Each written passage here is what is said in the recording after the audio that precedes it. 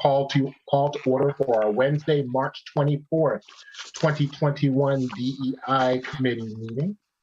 For the first 10 minutes of the meeting, we will just have an open forum for everyone to share their thoughts on anything that they believe is pertinent.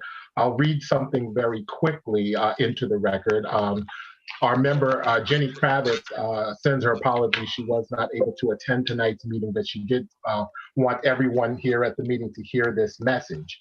She says, I apologize that I will not be in attendance this evening. I will be co-facilitating a space for parents to process the most recent escalation of anti-AAPI violence. And for the public, if anyone isn't familiar with the acronym AAPI, it stands for Asian Americans and Pacific Islanders. And then she goes on and says, this is part of a multifaceted and ongoing response to support AAPI students, families, and other Pike School community members in this moment, in light of everything that has preceded it and contributed towards it. I look forward to reviewing the committee's discussion of AAPI support in our own Westford community, and I apologize that I will not be present for it. Respectfully, Jenny Kravitz. Thank you. Thank you, Eric. The floor is open. Anybody can share their thoughts on anything pertinent. Go ahead, Ming. Ming Shen, I see your name. Yeah, thanks for Jenny for the statement. Last Sunday there was a rally near the Four Corners where a lot of the community leaders, WA students, and then Westford town residents hold a rally to express raise awareness about the recent violence against AAPI, the increasing violence. I don't know if folks can hear me. I'm kind of having a little trouble with my connection, but I will see if I can fix that. But everyone else, please continue. Yeah. So Superintendent Bill also sent out a statement firmly standing behind Asian Americans. I also talked about this at a Monday night school committee meeting in Westford. I think the Asian American students, they feel they are pretty welcome. But one thing I do stress during that meeting is that we're returning back to the full in-person learning. So social and emotional learning is front and center because kids, they have been out of school for like a year. To re-engage the student is actually very important. I urge and encourage superintendent and the school staff and administrators to actually to pay close attention to the mental health and then to make sure that all the students, they feel welcome at school. And then in case there are any issues coming up, the schools should actually address them accordingly.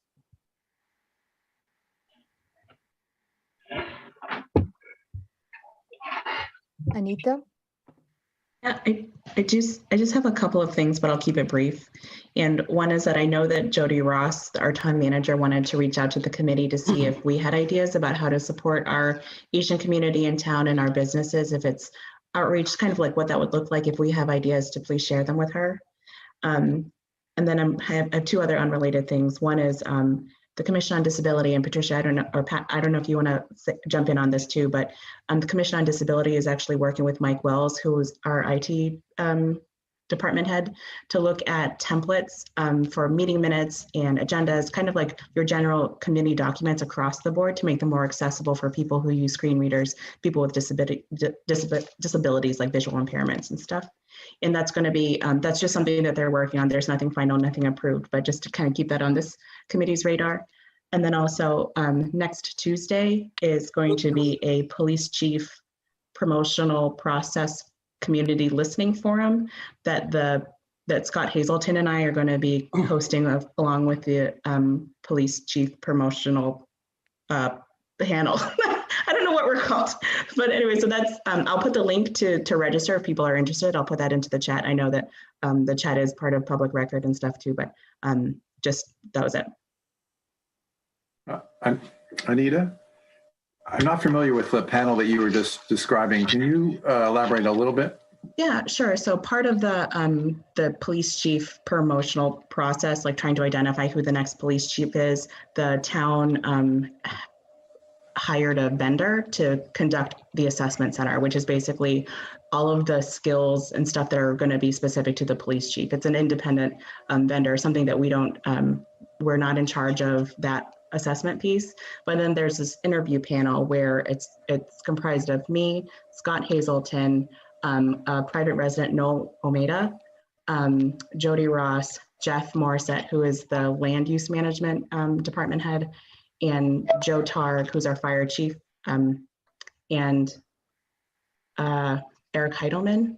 And I might be missing somebody else, but I think that's the group. So we're going to be conducting interviews with the top 3 candidates, and that's part of our promotion process of identifying who the next police chief will be. Thank you. Did that answer your question? Thank you very much. Yeah, thank you.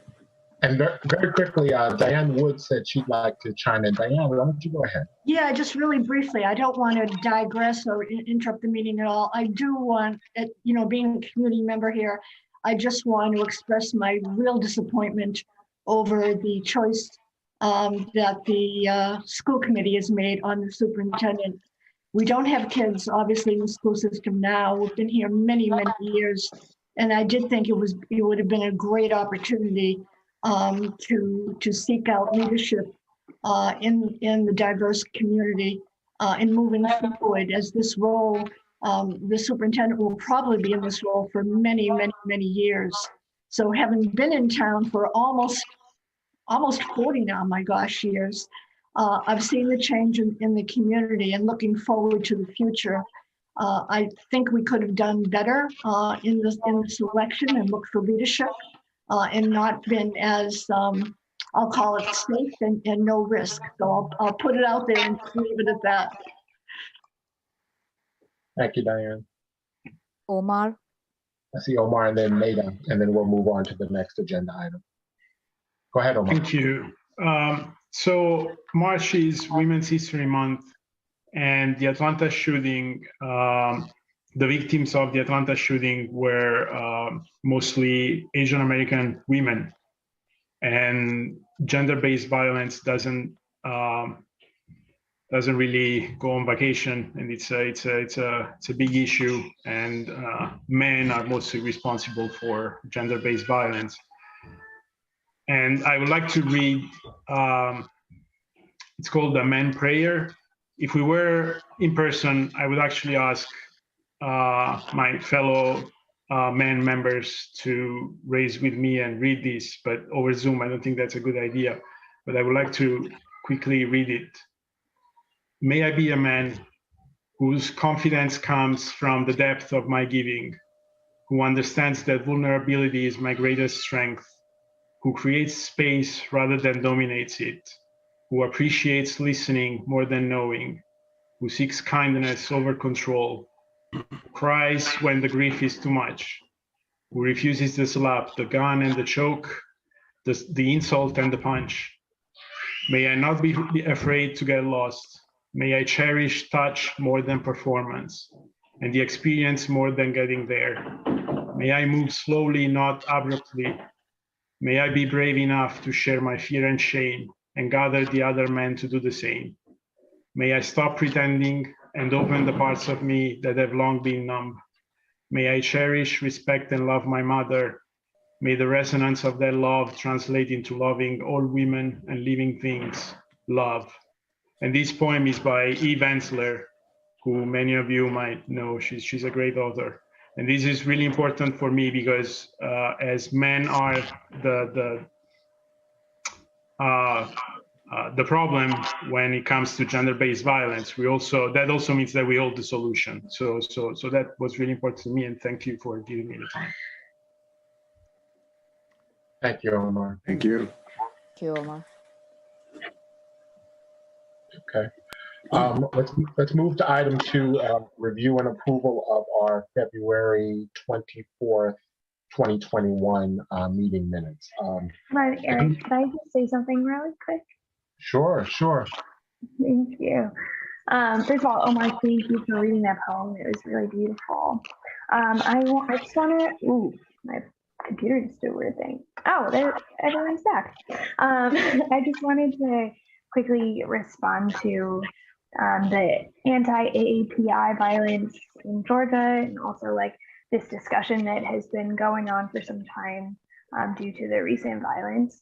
I think it's really important to, in the context of this extreme violence, to consider the ways in which it manifests within our community more subtly, because I think like a lot, like Min Chen was saying, like Asian students feel welcome in our schools.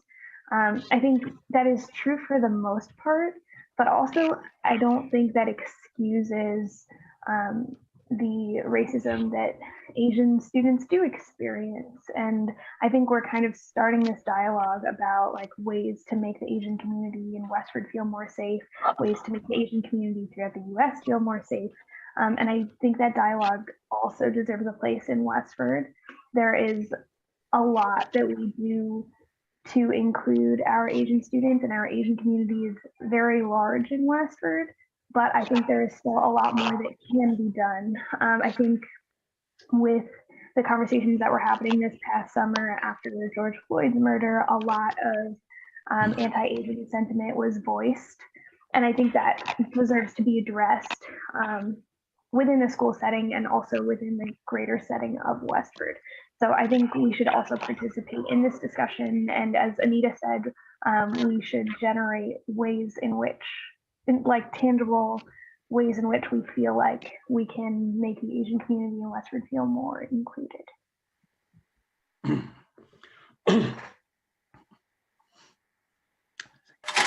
Thank you, Meda. Thank you, Meda. The next item is the review and approval of our February 24th, 2021 minutes.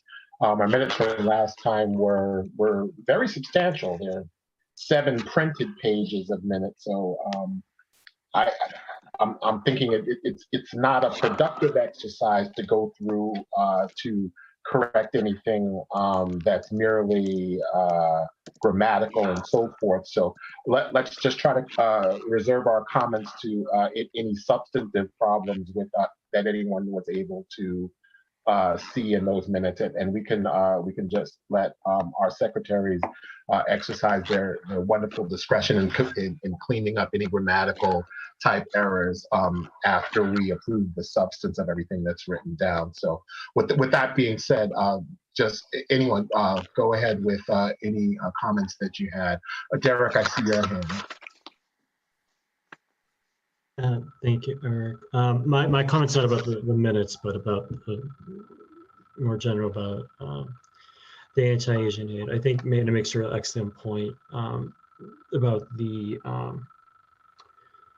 that just because like within our community that some Asian students feel comfortable, the others don't. Actually, earlier today I was helping lead a conversation with fellow APIs at my university regarding how everyone is doing, and trying to address that. I understand that a lot of people want to show solidarity, but I think that we need to be careful that the responses that people are making are not performative in nature.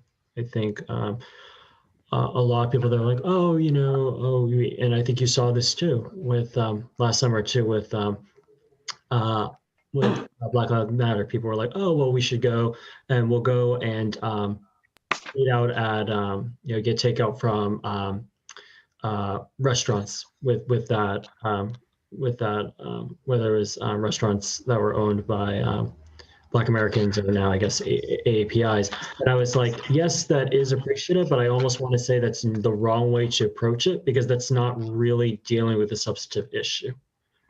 Like, it's almost like things like this have become like a trendy thing that happens for a week or two, and then everyone disappears, and then the activists that have been working on it, are working on it, and continue to work on it, are left to fend for themselves, right? So I think it's just important to put on the record that yes, it is important for us to, address these issues, but we need to make sure that we are not causing more harm than good.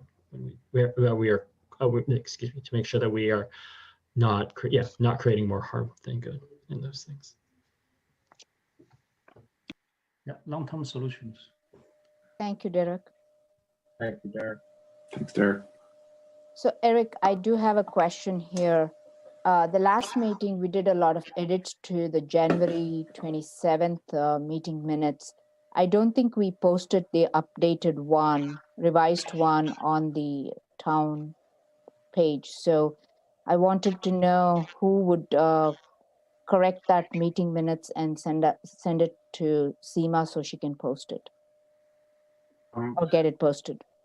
I guess it would be the secretary who did the minutes for that meeting. That was me. So I had given the minutes, I believe, for that particular meeting because the last meeting minutes were prepared by Corin, right? Yep.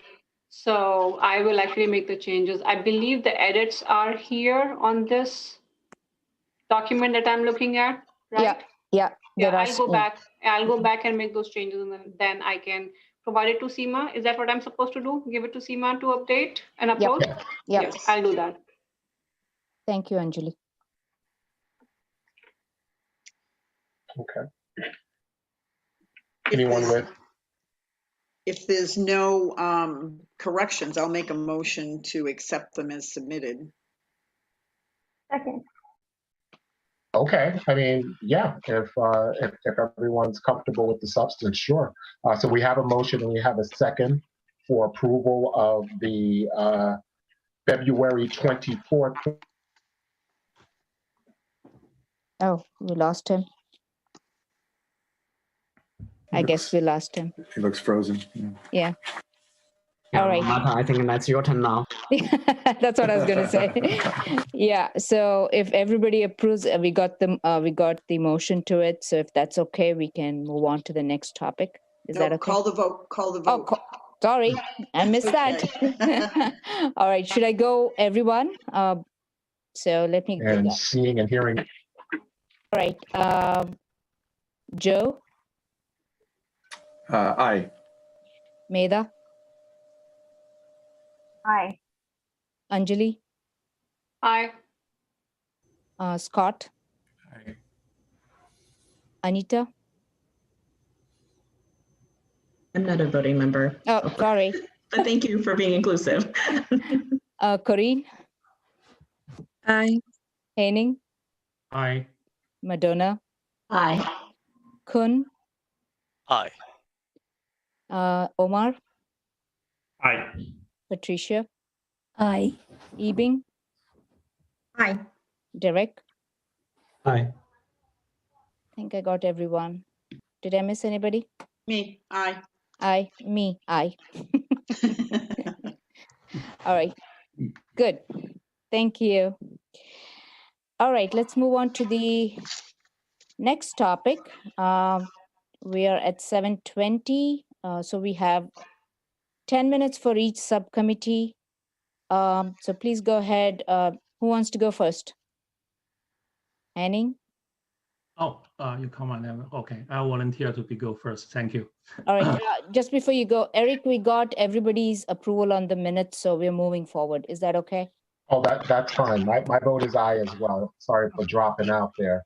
No problem. Having a little sketchy internet tonight, but we'll deal with it. Okay. All right, Henning. Thank you. So since for the recent events happened for the past weeks, we postponed our subcommittee meetings to the next Wednesday to be better prepared for our subcommittee meetings. So the things I'm going to say here is going to be longer than I usually could. So I will try to keep it not brief. I try to get my point across first. Thank you. So we all know what happened in the past few weeks, and it's kind of like a dangerous trend. There's thousands, almost 4,000 hate-related incidents throughout the country since the beginning of the last year, the pandemic starts. So the dangerous trend in these things is more than 70%. Omar mentioned that more than 70% victims are women. and hundreds of the victims are the elder peoples over 60 years old, even 91 years old. They are all grandparents. They should deserve this. They're not deserving this. So Asian Americans recently are being threatened, beaten, and killed throughout the country. So this is the national statistics. But let's look close, take a close look around us, around me at least. So recently there's one Acton High student overheard conversation in the cafeteria. Says a group of boys was talking about things like the US should bomb China, another country, and the other things. And eventually one of them used some word, says this word, and all Chinese people. So that's, I couldn't imagine my kid and our kids on the receiving end of these conversations. So that's for the school. And for the working place, like one of my coworkers with the company I'm working for, who is Asian American, and he heard people saying, "We're not racist, but COVID is from China. China foods is dead rats, blah blah, something like that." And he's sitting right in the next cubic.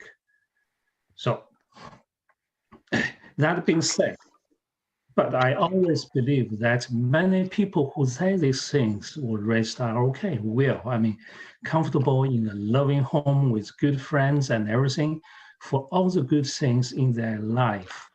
I would say, I got the feelings it's not their fault. It's not the fault of their own. Why? Because they're growing up, and we are growing up in a very biased world.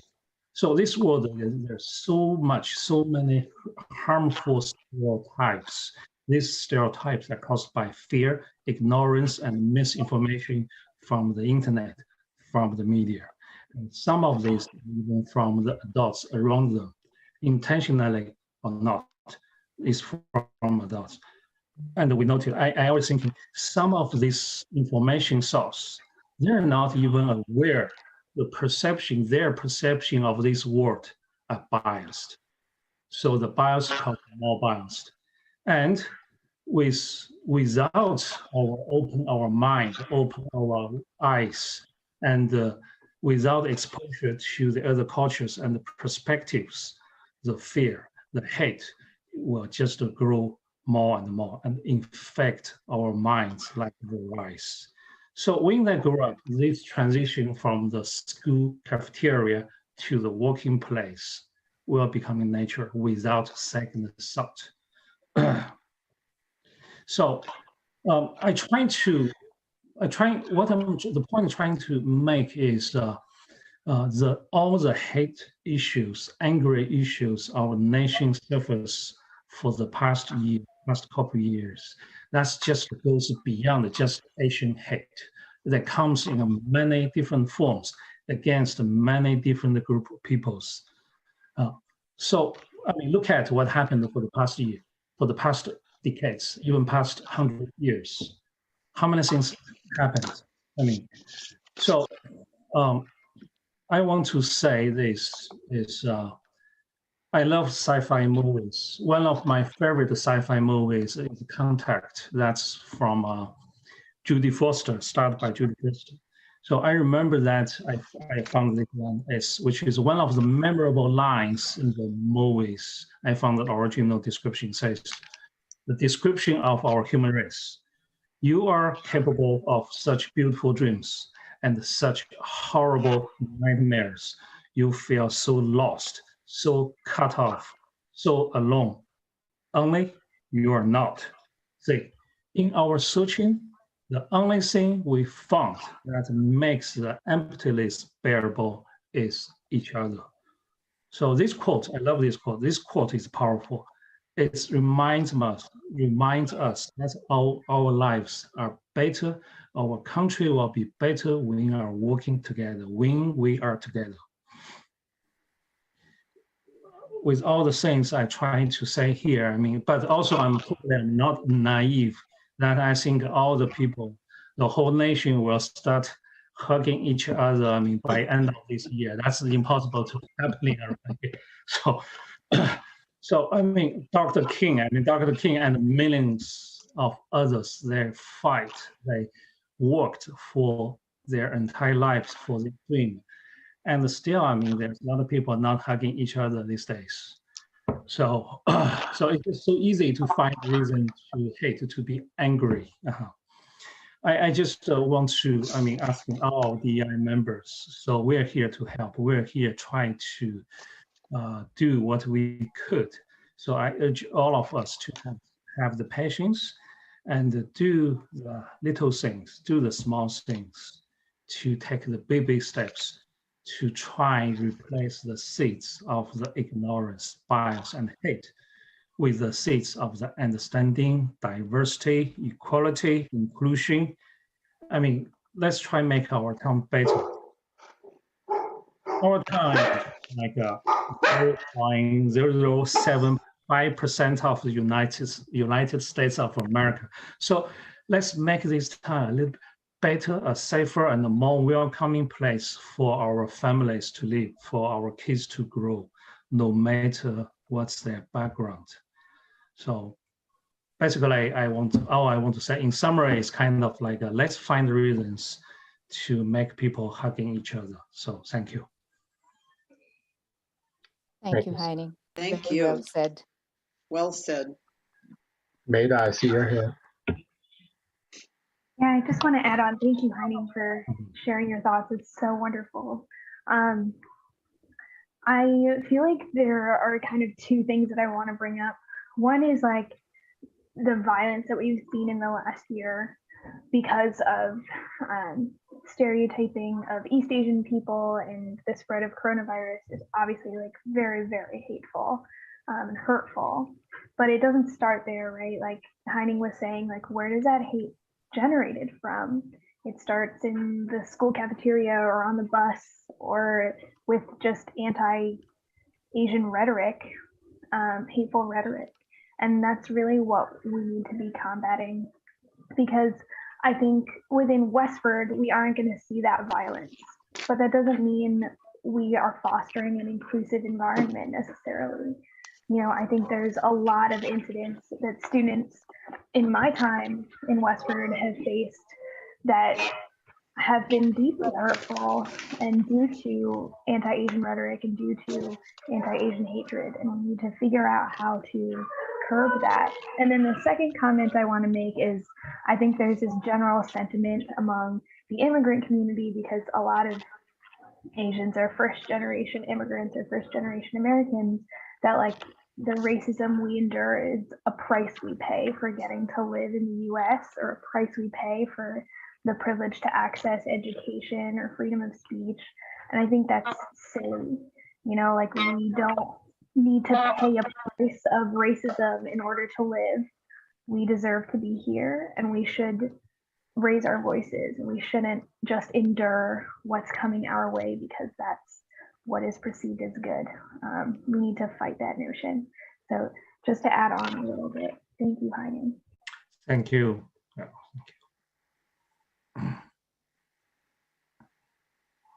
Yeah, Anita.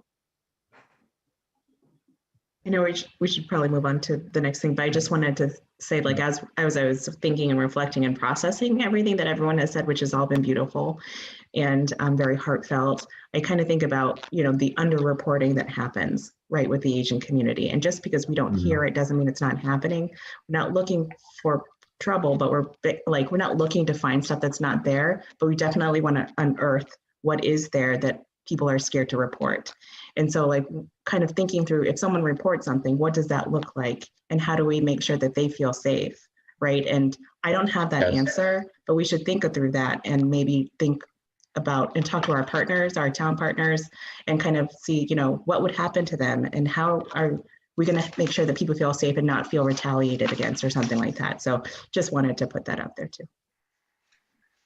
And thank you, Anita. And I think that's a perfect segue to some of the work that our community relations subcommittee has been doing. Part of what came up in our most recent meeting was a discussion of how we can have some kind of mechanism where we can be a sounding board. We can be a place where when people who are afraid to speak out on a broad scale have something to say, have something to report. How can the DEI committee, the community relations subcommittee in particular, but the entire DEI committee receive those comments, receive that information, and perhaps receive it in a sensitive and confidential way where the person who is saying isn't necessarily outed or making themselves vulnerable, but the people who need to know it, us, the people who are in a position to act on it, us,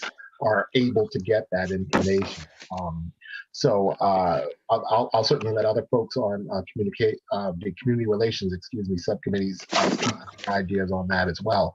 But I want to make sure that I also share in a couple of minutes a follow-up conversation that I did have with Police Chief Mark Chambers in connection with that idea. But there was a byproduct of the community relations subcommittee work. So anyone on community relations who wants to jump into the 10 minutes, go right ahead. Yeah, thank you, Eric. Thank you very much. And yes, we met the day after the Atlanta shooting. So Corinne and I, as chairs, we had a conversation trying to figure out whether we should meet as scheduled. And in the end, we decided to do that, to give the opportunity to people to do that, expecting that people have different ways to cope, and that we couldn't have, there was a possibility we wouldn't reach a quorum, but we did, and we spent a very long, much longer open forum than we anticipated before, of course, the tragic events of Atlanta. And most of the conversation was about what Eric was saying, and it goes back to what Anita was saying about creating this two-way channel with the community. On one hand, there is getting the message out, and Joe and I have worked on a statement that we can put out. But on the other hand, we discussed about having a protocol, which we also have on the agenda for these meetings. So I won't go into details about that because we're going to discuss it anyway. But a long-term plan to make sure that we can respond quickly and create that trustworthy channel with the community, so that the community can also reach out to us or to any office or organization that we create for these purpose. And if people in the committee, especially Joe, Mamta, and Eric, want to report on that, I'll be done in a minute. Of course, we also discussed about social media, and we also discussed about whether these statements should be, whether we should have people charged with coming up with these statements. And one idea that I really enjoyed, I really liked, was to have a round robin. So to have a rotation among people so that different people can have the opportunity to contribute to this material. We elected the secretary, which we hadn't done in the first meeting. We discussed Joe's letter to the editor. That is something that he was tasked in our first meeting, and we approved it. And it's bubbling up to the full committee. Jonathan is moving forward with the interview to NADIC is United, and he got full authority from the committee. And unfortunately, we didn't have time to get all the reports because, of course, the bulk of our meeting was about the aftermath of the shooting and what it means for our community, and how to make sure that we can properly respond to that and give the community a channel. Patricia was I think she contacted she reached out to the senior center, and Madonna did the same with the cultural council, and I look forward to hearing their reports on these. So that being said, if Eric, Mamta, and Joe, I think, want to report on those specific action items regarding the short-term response to the Atlanta events.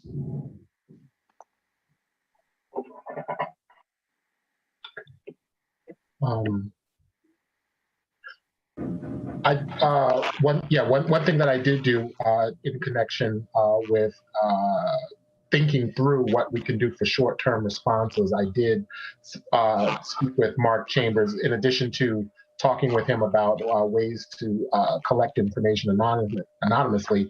I just, as a head of a department, I spoke with him about, well, what's their process for when they want to get a statement out quickly. And what our conversation boiled down to is that they've come up with a protocol where information can come in from any number of channels, but they do pass it through him for him to make a decision whether a certain statement is going to be made and what the broad content of the statement is. And that just kind of helped me crystallize my thought in that we can use some kind of common sense in doing that as well. What we have to come up with is a protocol where we have an identified spokesperson who has authority ahead of time to make a statement in a situation like what happened in Atlanta last week, as well as what then happened in Colorado. So when you have an emergency news item situation that is pertinent to our work, is we lost him. Fears amongst the community, we should be comfortable with allowing a member of our committee who has prior authority to make a brief statement. We just put the trust in that person to be able to make a brief statement, as opposed to, and if we create that authority ahead of time and we put some parameters around it, we don't have to worry about whether we're able to get enough of the committee together before we can take action in a very circumscribed way. So that was my thought. I think we need to write down a brief protocol, agree on that protocol, and then once that protocol is in place, then a person or two will be able to act in a much quicker fashion than we have been able to as a somewhat sluggish larger committee. Those were my thoughts. Yeah, if it's okay, I'll just respond to that and add to it a little bit. It was good to be able to be together for that meeting, just to be able to process what had happened. And it also caused us to discuss what Eric is pointing out, and that is we had a shared impulse to respond, but we wanted to do it in a way that represented, in some sense, the vision and the mission of this group, and knowing that we had a responsibility to the community, weighing that with being able to respond, quickly and appropriately. And, it was good to be able to talk that through, because we have to kind of talk that through and come up with an approach.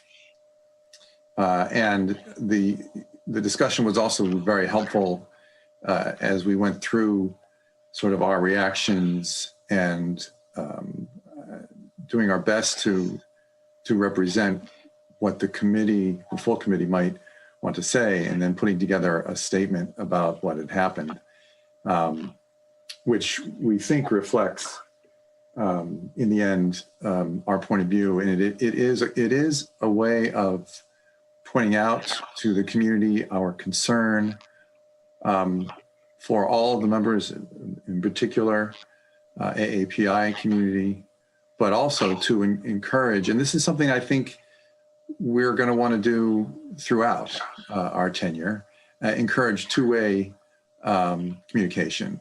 And so that's part of what the, if you will, the statement or the letter to the editor does. And so from a technical point of view, I think it's important that we, at maybe a later time in the meeting, come up with an approach similar to what Eric was describing. But at the same time, we just need to figure out with the town if there is a way, technically, through email or some other conveyance, that we can have a two-way interaction. People feel safe, that they can, as we say here, express their hopes, their concerns, their fears, their insights, and their vision for Westford to the DEI committee. So that it was very good. I thought it was a very good meeting. Yeah, just to add to it, I want to say that I was so motivated to immediately get out a statement. That was my rush through it, but I do understand I have to follow the protocol. And what I like to ask this team is to think through what would be the best option. Like Eric mentioned, a protocol to follow. And also, I followed up to understand what's the protocol for our Facebook, which we'll talk through in our agenda. But I just wanted to say I took the action to do that. I still think, it's just my opinion, I still think there should be something more quicker and easier to get out to the community, because we want to make sure that community feels safe and let them know, like Joe said, that we are listening, we are hearing, and we are here to support. I think it's important. And that's just my opinion. I'm not going to push anybody off their comfort zone saying, do it right now. But that's just, I feel that it's important to let the community know that we are there. Okay. And very quickly, what I've thrown up on the screen for people to review, and we'll get a chance to say it out loud after we take care of a few hands.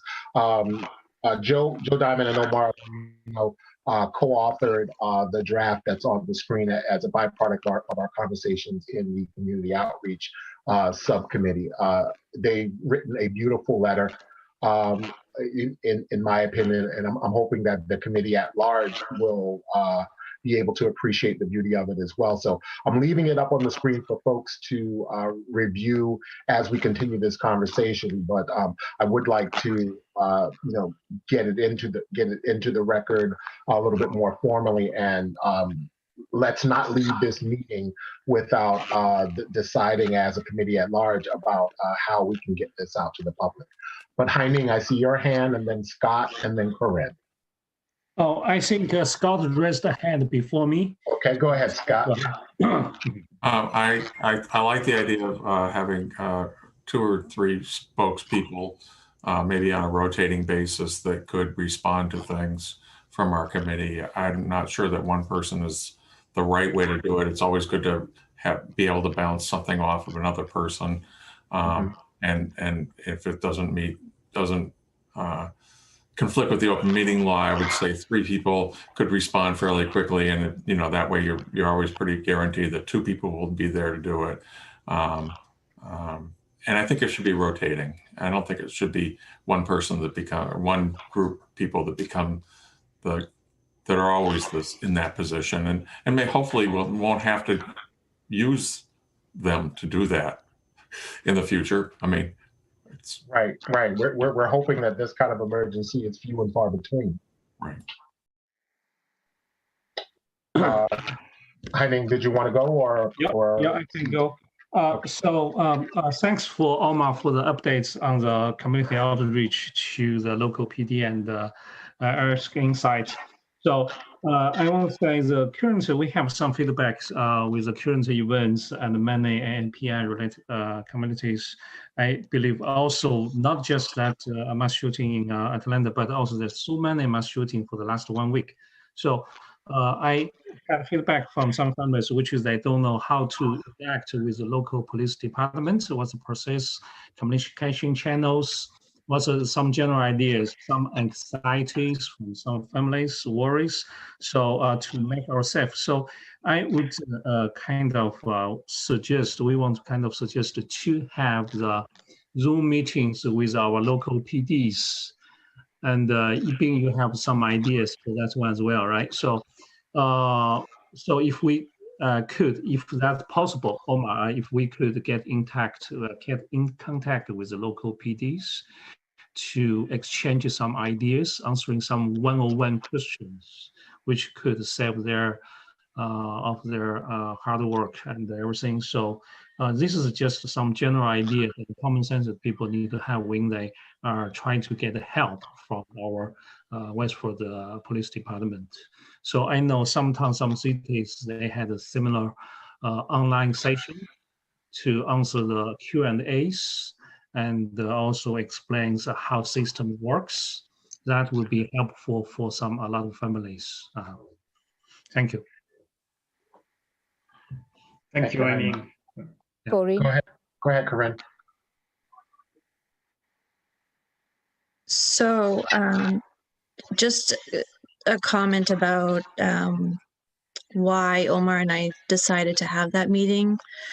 We did see that a couple of the committees were postponing their meetings in lieu of the tragic event, but and though I respect their thought of postponing the town meetings, for this specific committee, I want to encourage the committee and the subcommittee to reconsider postponing the meetings, because we are a committee created for the purpose for the community to have a safe environment for their voice, so they can voice their concerns, their thoughts, and their ideas. We really are their safe haven.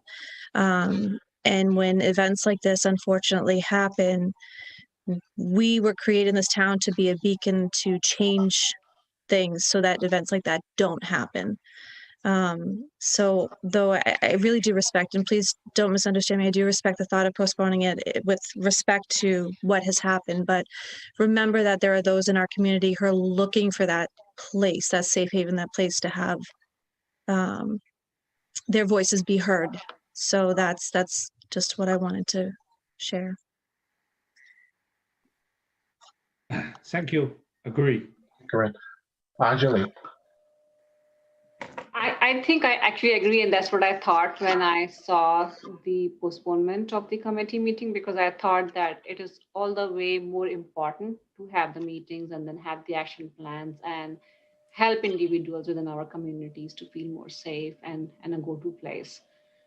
Apart from that, I believe I wanted to probably have some questions I should have asked in the open forum meeting.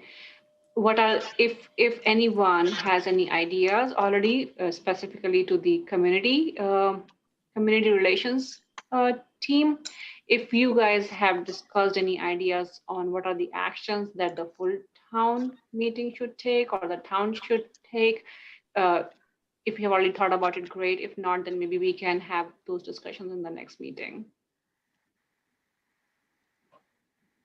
Yeah, so I think this would be the forum, Anjali, to bring that up. We have those topics below. I just wanted to make sure we as a committee can come up with some good ideas to use in this kind of situations. I don't think there's any particular type that will work, but I think it will be nice for us to decide. Right, thank you. And then as I will just take this opportunity also to talk about the spokesperson. I think Scott really proposed that we should have 3 people on rotation. I would actually propose 3 people to discuss with each other rather than being on rotation, because 2 or 3 minds are better than 1 person, and just having that thought process within 2 or 3 folks and then come up with a plan to address and come up with a communication plan probably is a better idea. So again, that's out there as a proposal for the committee. Okay. And just a very quick additional thought to that. I think that that also works well in connection with any open meeting law concerns, because as long as the way we formulate it is actually discussed and approved of in an open meeting like this, I think we're then empowered to have, like that 3-person spokesperson group who are empowered to respond in certain situations. So I guess what I envision is that we'll certainly write it down, a description of the type of situation that those people will be responding in so that it's a public record what their powers are and what type of situations they'll be responding to. And then when something in the real world fits that bill, they know that they are already publicly empowered to act because we've already set it out. We've set a rule. We've set it down on paper in public, and we've named people who are going to take those actions. So then they know that they're already empowered. Okay. Of course, they'll have to be well versed with the full town's policies about making statements and so on and so forth. But they'll be our experts for doing that, and they'll be ready to go as opposed to not knowing what to do when a situation like this arises. If I could just add one quick thing, I appreciate the idea that it should be a team of folks who work out, maybe 2 or 3 work out a statement. It's really hard in this context, I think in any context, to operate in a vacuum.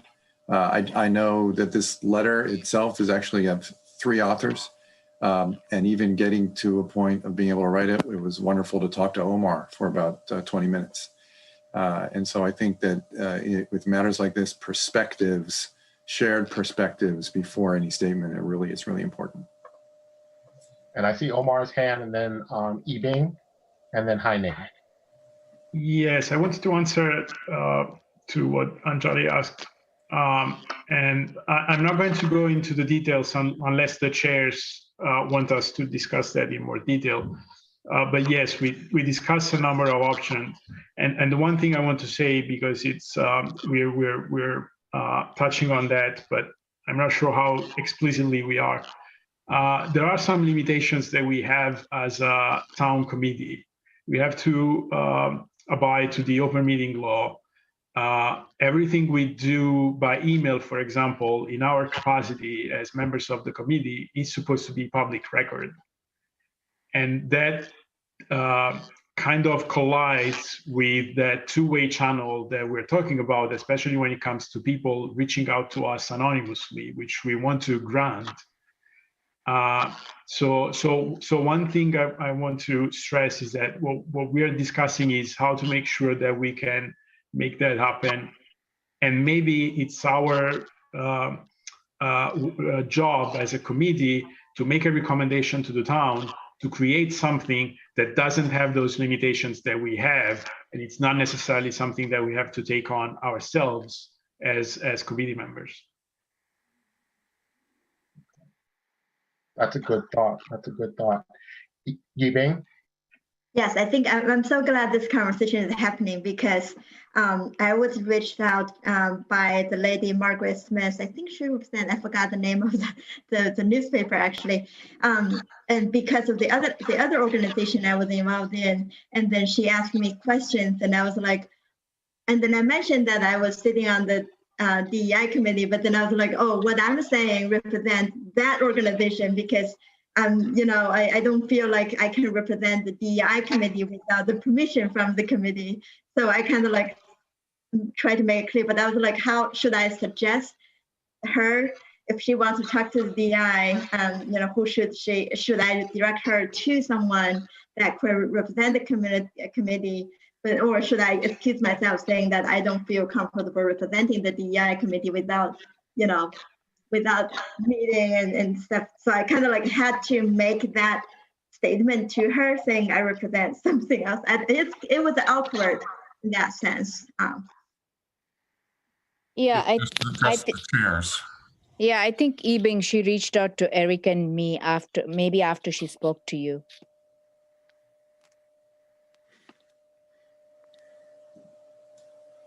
Haining, go ahead, sir. So I think Omar and Yibing already partially addressed my questions. So one thing I want to, actually it's more like a question. I mean, as our DEI community is a new community, a lot of people have experience, a lot of people doesn't have experiences.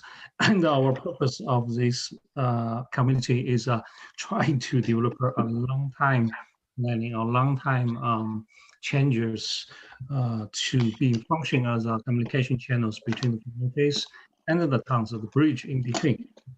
So I was wondering to be has like a spokesperson probably want to focus on that when we communicate to the outside communities. Says our purpose is to be more like long-time solutions, to collect the feedback, to be communication channels.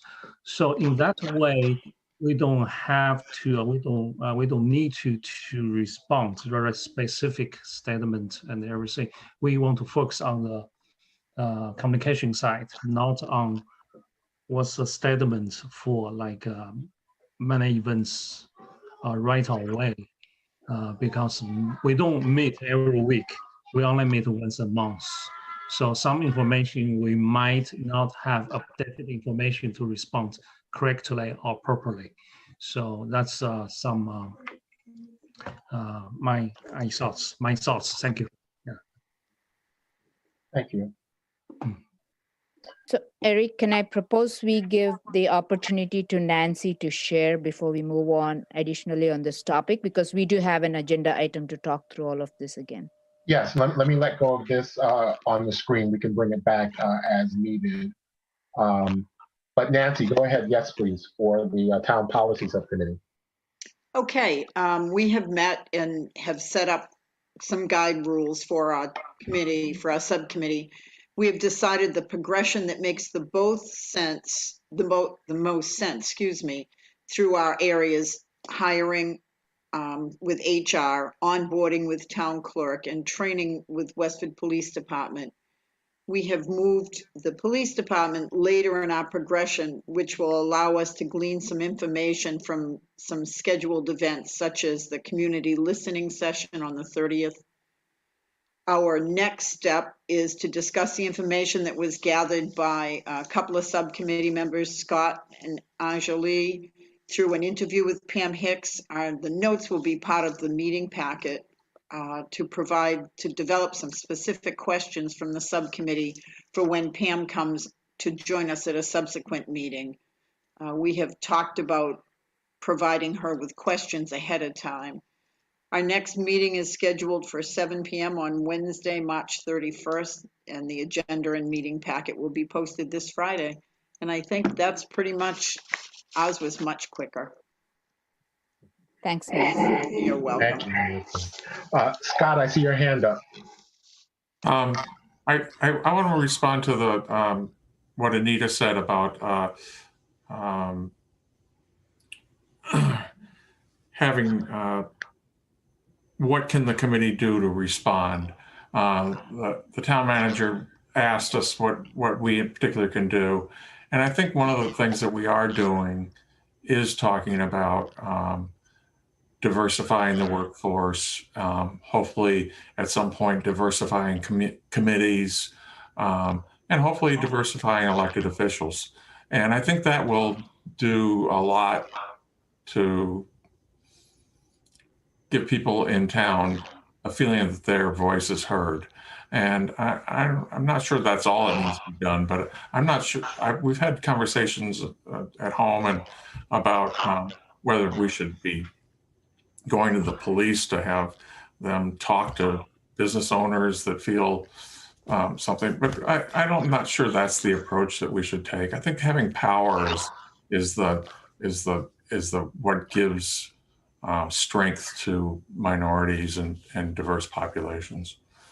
That's my personal opinion. And I think that's what we're doing in this committee, on our subcommittee at least. We're focusing on the hiring and how we can make it the town employees and more. We can't do anything about the retirees, but we can do something about the employees and upcoming new employees. Thanks, Scott. Thank you. Right. Eric, I'll take it here and then we can talk through our next agenda item as we, oh my God, where's my, okay. So I quickly want to close on the Open DEI committee position. I know we talked about it in last meeting. I did not get a sense of direction. I heard that we should keep it open. I just want to make sure everybody is in alignment for that, to keep it open. I actually thought we said we were going to do nothing, just move on from it. Yeah, but it'll be still open there. I mean, we won't do anything, but it'll still be left open. Right, and don't who has made an application, right? We have one application that is outstanding. Eric, we didn't hear that. You're I'm breaking sorry. up. Can you hear me now? Mhm. Yes. Nope. Yep. Okay. Am I back? Yep. Okay. Okay. Good. Sorry about that. I said I believe we have one application that's kind of in limbo for that open position. I know we haven't really closed the loop 100%. The only thought that I had is this: since we did decide to leave it open, I think, in fairness to any member of the public who could be interested, it might make sense to publish the fact that it's open, because I know that step wasn't taken. It wasn't published that there's an opening, so that more people would know about the fact that there's an opening. So I wanted to hear the entire committee's thoughts on whether what we should do about that. I thought we did discuss that. We decided we were just going to let it be that many boards and committees have open seats, and the town publishes it a couple, 3 times a year. And I thought we had decided that's what we were going to do. Let the town take care of it as they take care of them all. Okay. Well, yeah, we have a few hands up, so it won't be only me talking. Corinne, why don't you go ahead? Just because I watched the meeting for the 4th time, trying to make sure I got all the notes that we just approved. The final statement was that Eric stated that based on the feedback from the full DEI committee, the consensus is to keep the open position and anyone interested in it can apply, and the chairs will respond to the current application. Okay. And that's how we left the last meeting. That makes sense. So, I guess the question that remains then, so it's not like there's no one who's applied. There has been one application. Do we act on that application, or since that application came in when there was no publication of the opening, doesn't make sense, okay, to do anything to publicize it further? I guess we didn't really lock that down.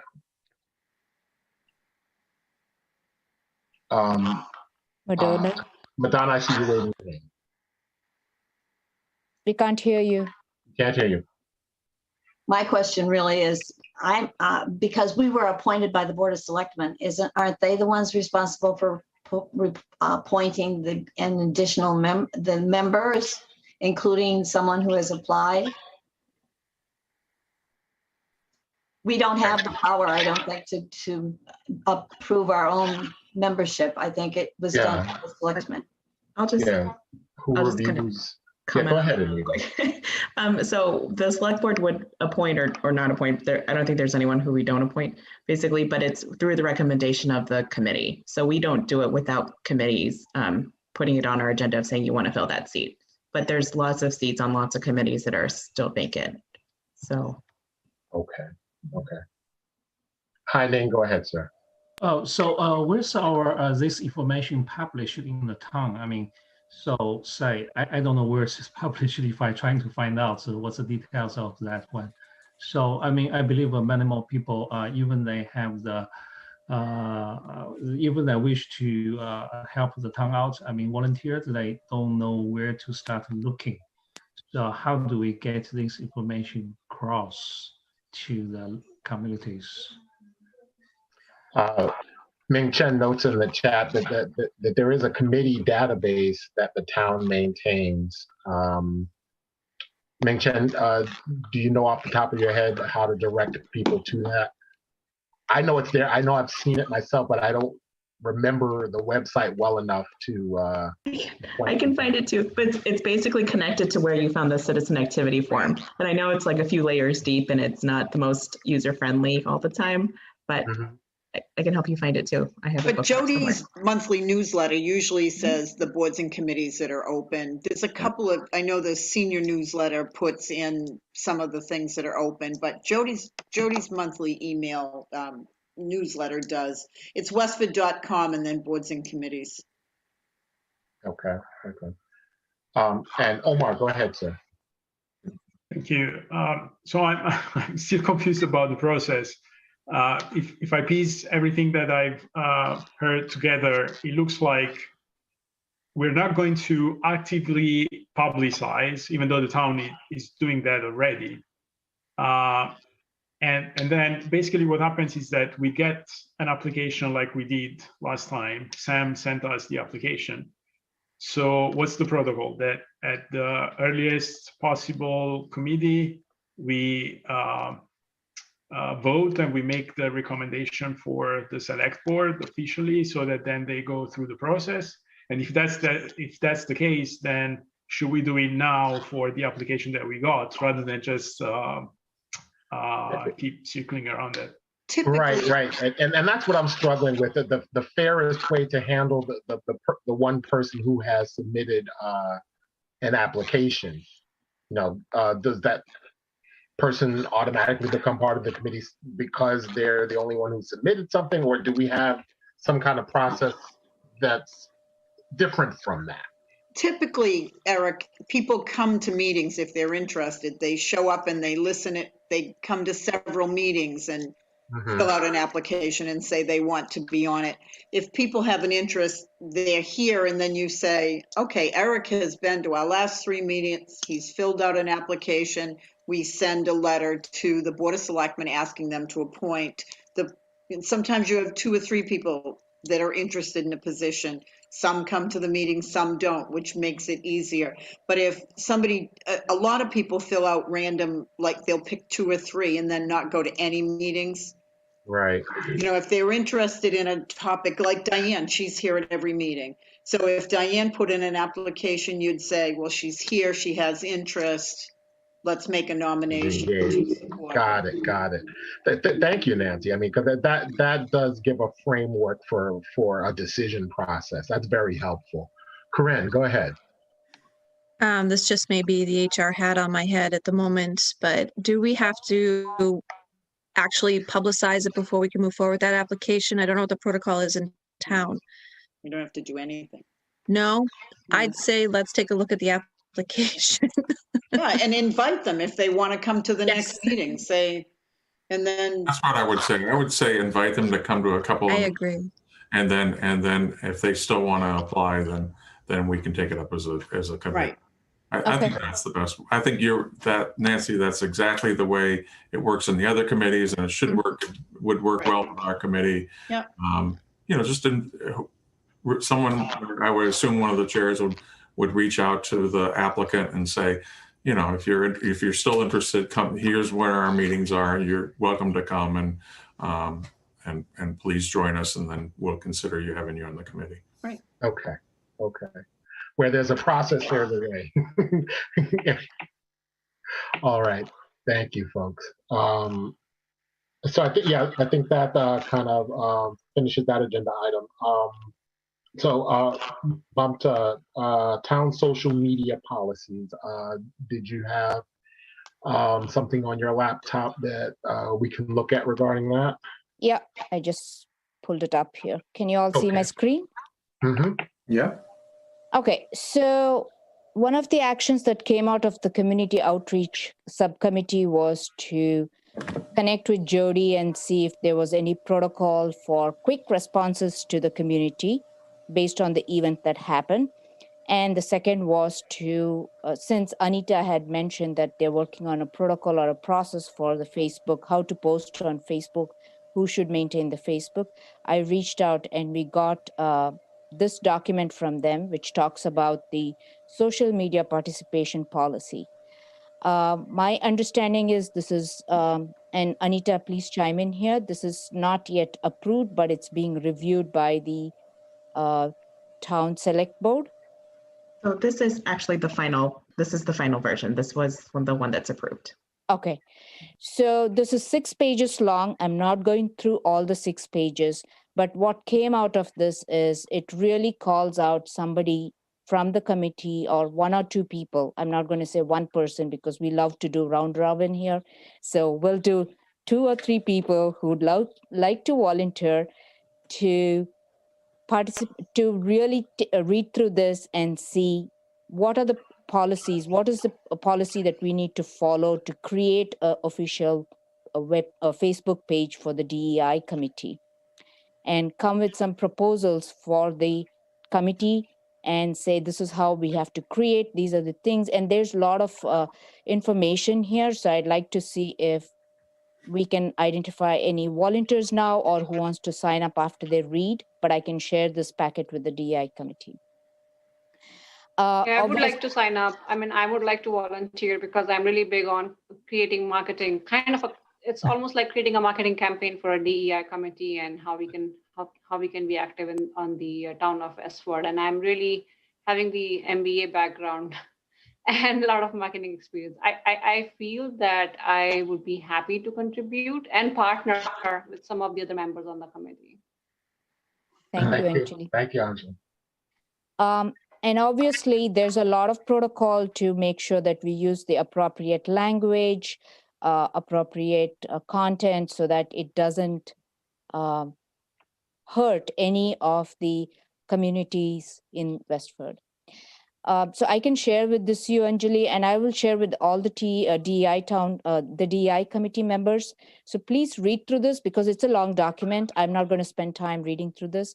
But if you, after Anjali has volunteered, if there's any more volunteers, please feel free to reach out to Eric and me, and we can look through this, and then we can come back in the next meeting and sign up people.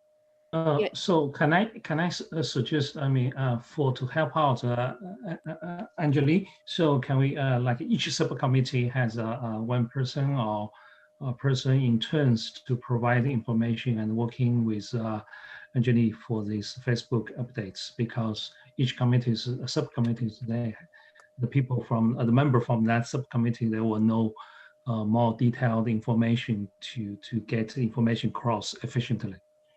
So that's a good point, Heining. I was going to come to that point. So this is another topic that the community outreach subcommittee discussed about, saying that each subcommittee, if they have a representative to write what's going on in the subcommittee and they want to share with Anjali at this point, they create the content, they review it with their own subcommittee and make sure everybody is aligned, and they send the content to Eric and me as co-chairs of DEI. We would take a quick review at it, and then we can ask Anjali to publish it.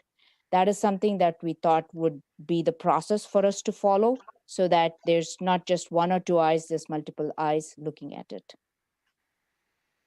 Joe, you raised your hand. Yeah. I have a question and a comment. Thank you, by the way. I think this is wonderful that we have these. Umatha, do you know who prepared these? This policy, or Anita, do you know who prepared them for the most part? Yeah, so it was actually a version that's similar to the one that was prepared for the town staff and departments. So, but we recognize that so many committees also have Facebook pages, right? So this was just to provide some guidance and parameters around that, knowing that, you know, everyone's a volunteer, but could use some guidance. But it was basically legal, Jody. I provided some input into this as well. Okay. I only asked because where we get to a point where we had some questions or wanted to know the background on some procedures, we would know who to go to. So yeah, you should probably go to Jody. Or loop her in for sure. Yeah. And Mike Wells. This is sort of an aside, which we can take up later, related to this though. I think it's enormously important that in communicating through a town vehicle like a website or like a Facebook page, that we pay attention to these scrupulously. We could, however, when it comes to other means of communicating with the community, we could work with Westford Community Access Television.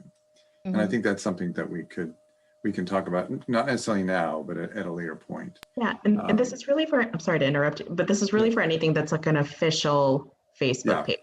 So not that I am trying to promote unofficial anything, but just to let you know, this is really about official stuff, but it does talk about unofficial accounts as well. Thank you. Yeah, there's a lot of policy around here, like online conduct, records retention, and a lot of information. So I'll send it to the whole committee. Please read through this. It took me some time to read through it, and so I'm trying to summarize as much as I know from it. Okay, so we will follow the protocol of sending the subcommittees will create the content, review it with their committee, then send it to the co-chairs, and then the co-chairs will send it to Anjali to publish it once we create a Facebook page. Okay. Okay. That actually covers my last point here. That's what we had discussed. So I like to really talk about, we have about 10 minutes. I really like to talk about, we talked about all of the concerns we had and how do we as a DEI committee stand up and how do we show our support to the community. And I know there are a bunch of ideas there. Are there any more ideas that we need to think about or easy way to do that? I'd like to ask the committee if they have any more ideas to share with us. Anita, I see your hand up. Yeah, thank you. I was just thinking that, I know we're a really big group and we all know people, and if it makes sense to consider not creating like a volunteer coalition, because we're all volunteers too, but just like an extension of who we are, right, to help with some of that outreach. So it's not all carried on our shoulders, it's not carried on like the towns, but it really kind of extends and, kind of further underscores that community feel, right? So if we know business owners in town, for example, like being able to just help spread that message, or, I don't know. Okay. Joe, I see your name. I had it's sort of in response to your question, Malafa. My thought is, and this is referring specifically to the letter to the editor that we prepared that Eric showed. I wonder if and this might just be making too much haste, but I wonder if we just reach out to Jody and ask if the DEI committee can have an email that people can send to from the community.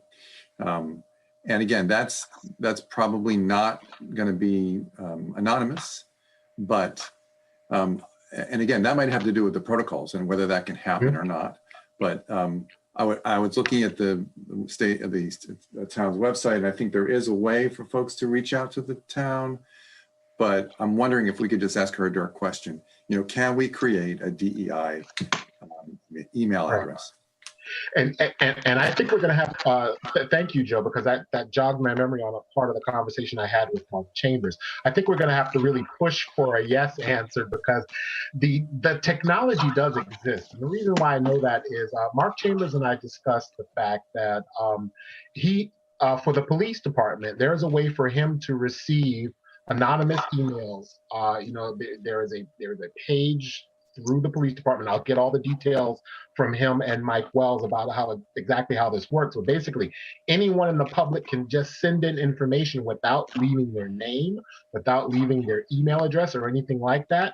And all Mark Chambers gets on his desk is the information that the person submitted. And then he can follow up on that. If necessary, if it's a police investigation, maybe they eventually have to get back to the actual person.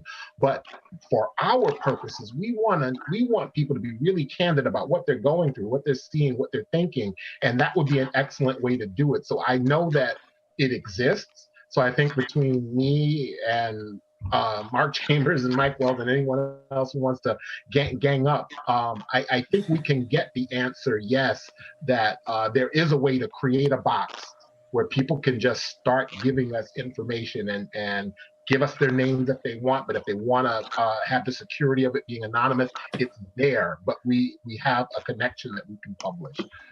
So I definitely think we can get a yes answer to that. That'd be great. Just a little going back to the social media policies, as I'm thinking through, I think we should come with a protocol, I'm calling it protocol, or a process for us of how the Facebook page should be. Where do we have, not designing the whole thing, but just saying who would be the person who'd get the comments and how would it be disseminated to the committee and who's going to respond if they have to respond to those kind of comments. I think we should kind of chalk out a process for this and see how do we manage this. So that's something that we should think through as well as we create the social media. Right. I think a detailed we will have to devote a little extra time for that, right, Mamta? Oh, certainly. Because it is kind of something that really needs detailed discussions. Or if we are thinking that there can be 2 or 3 admin people on that side, because definitely in the long run you may need a couple of people to help out each other. That's something to be talked about. So why don't we add that to the agenda for the next time? Yep. Scott. Just based on what I remember from the Lowell Sun, they used to have a section called Back Talk. Sometimes the anonymous reactions, we may not get what we're looking for. It may not be as helpful as we hope.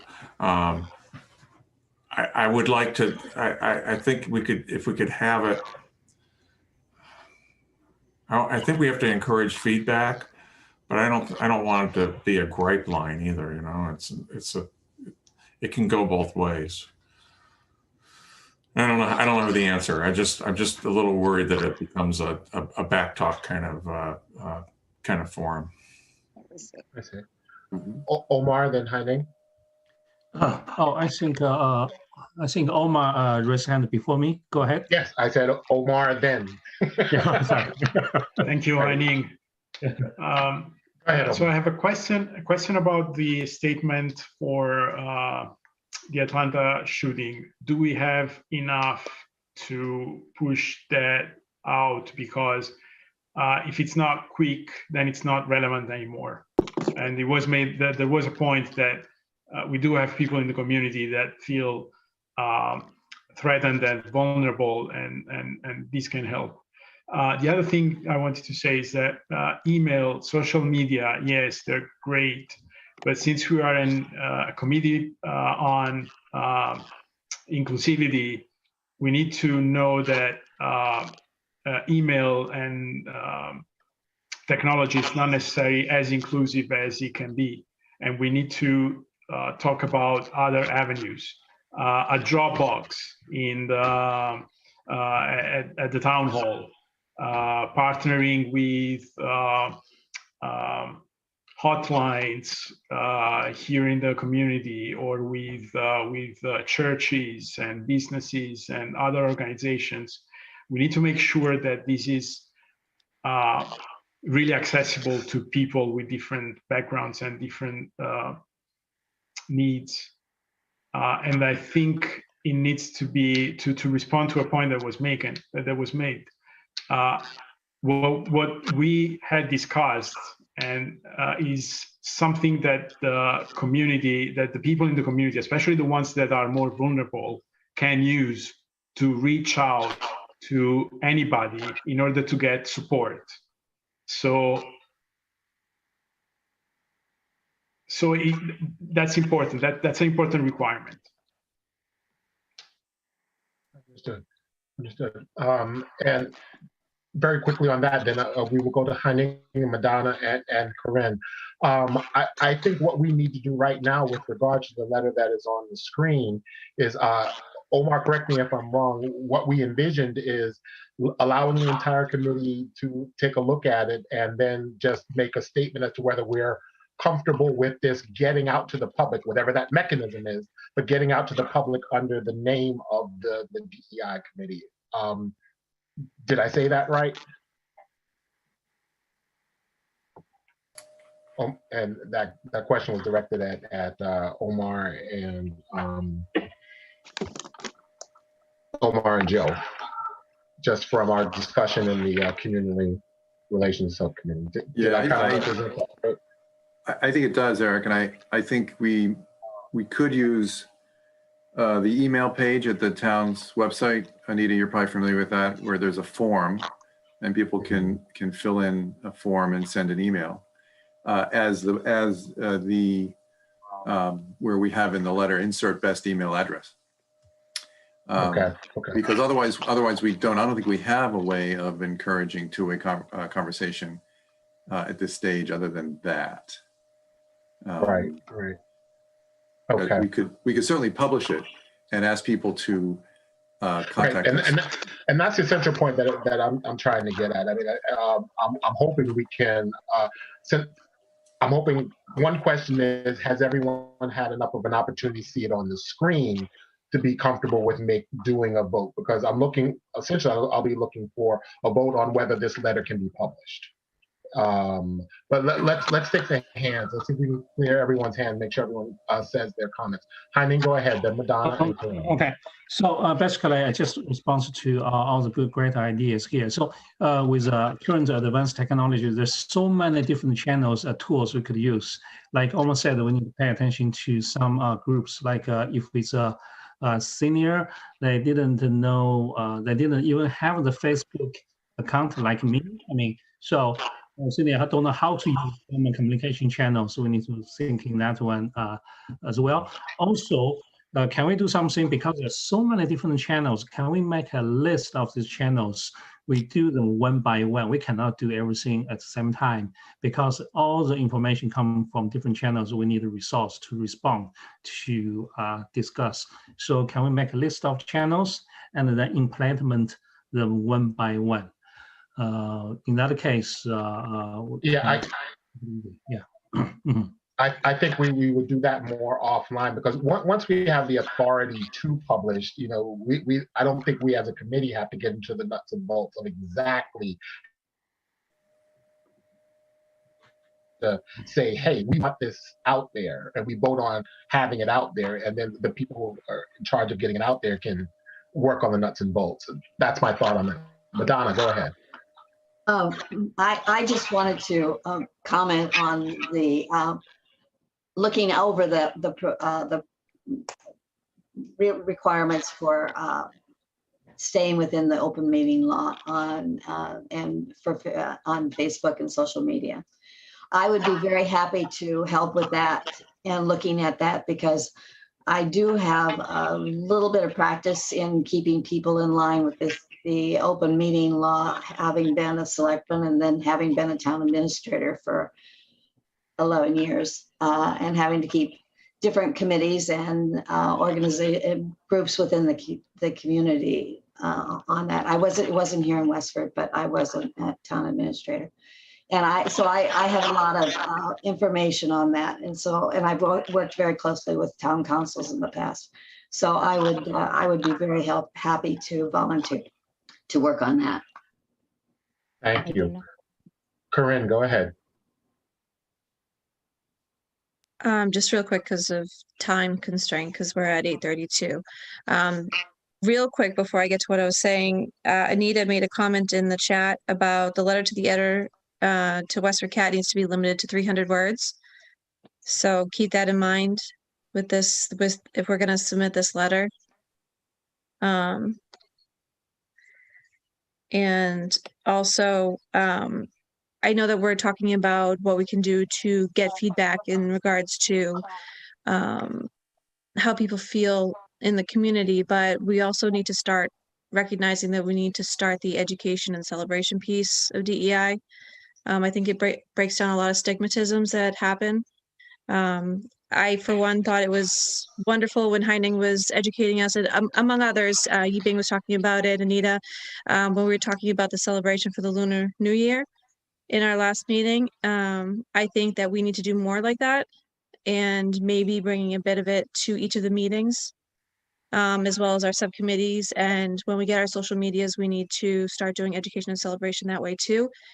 So not so much focusing always on, I'm not saying that we're always going to, but not always focusing on the negatives that are happening, but break down the stigmatism by doing the education and the celebration at the same time to break down those stereotypes and those barriers between cultures and between communities, just so that we can start really working together to bond as one, united.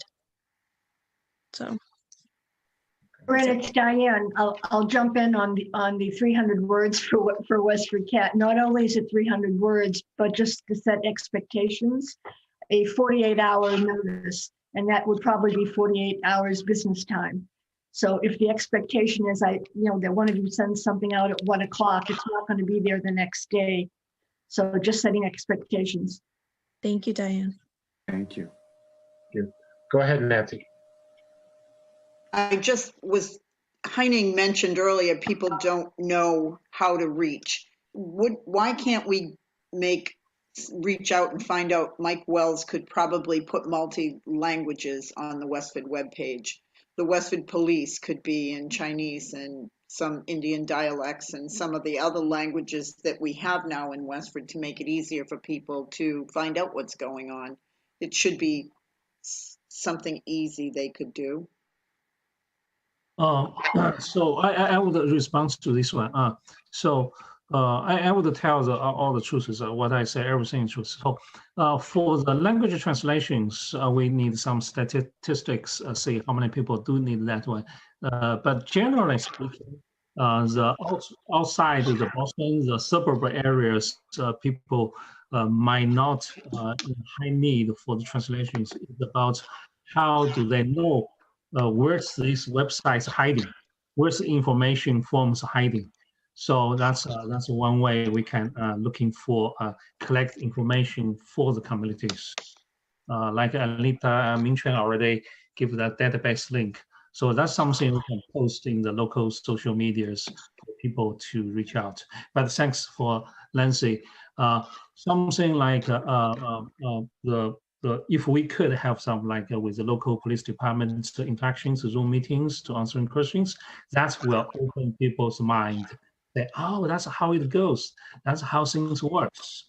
So that's something is good start point.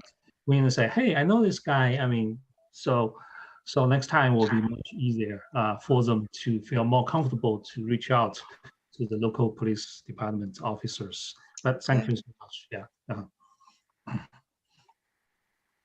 Patricia, and then Maida, and then we'll have to wrap up after those two comments. Yes, I think it would be really important if we could post this letter at the senior center, which is now open. And based on the community there, this would be very important.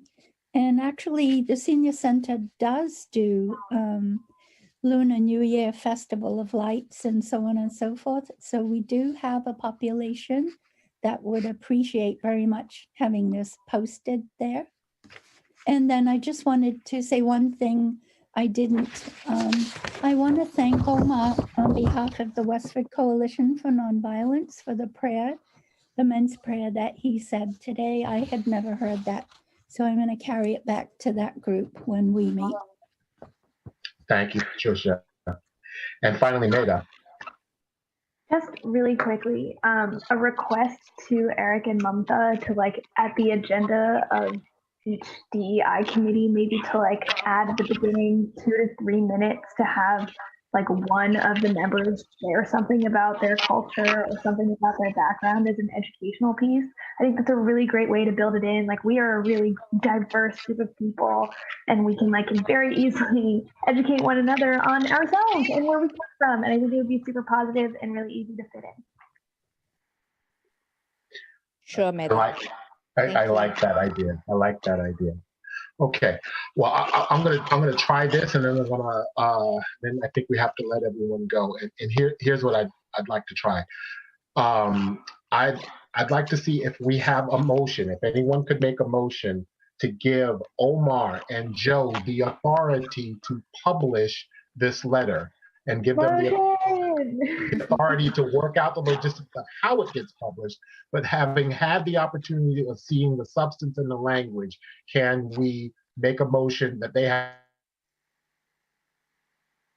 essentially with the signature of the DEI committee? Is there a motion? I make a motion. So moved. A second? I second it. Third, fourth, fifth. All right. And is there, and we will vote the efficient way. Is there any objection to this, and we will note any objections, and otherwise we can record it as unanimous approval. I do see a hand. Omar, I see your hand. Is there an objection? No, it's not an objection, but yeah, go ahead. Okay, there being no objections, the motion is approved by a unanimous vote of the entire committee that Omar Lorino, and Joe Diamond have the authority to manage publication of the very beautiful and insightful letter that we have had on our screen this evening. And the only question that I had is there any need to read it into the record for folks who are somehow unable to see it, or since we're recording, will the recording have an ability for everyone to see this actual letter that's been on the screen? And once that logistic is done, I think we can entertain a motion to adjourn. Eric, I would say you can send this to Anjali when she's putting her meeting minutes so that she can attach it there. Okay, I absolutely will do that. Eric, I have one technical point about the letter. I don't know if this is what Omar was thinking, but if we do want to have two-way communication, we could suggest that people use at the Westford website, the email page. There's actually a function called email page, and it's there where people could connect with us. Okay.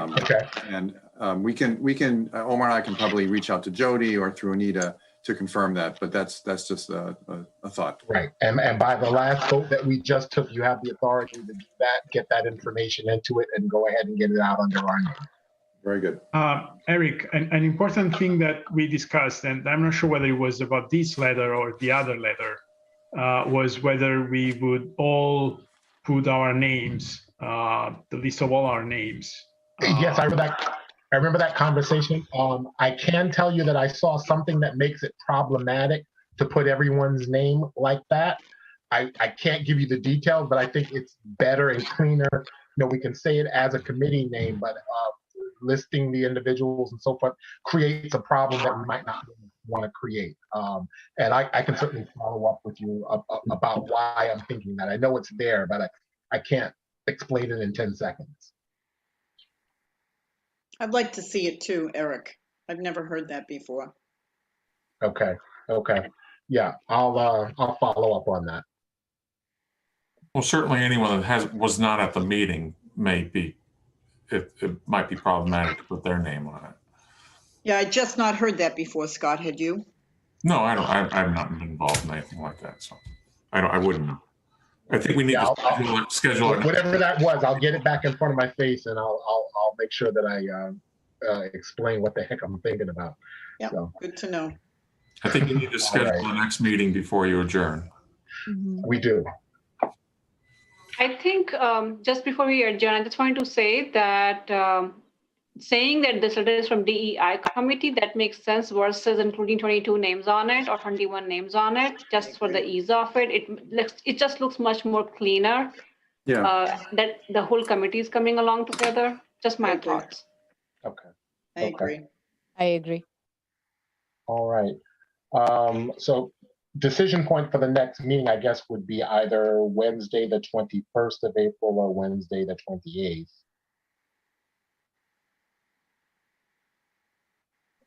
Do we want to avoid spring break week?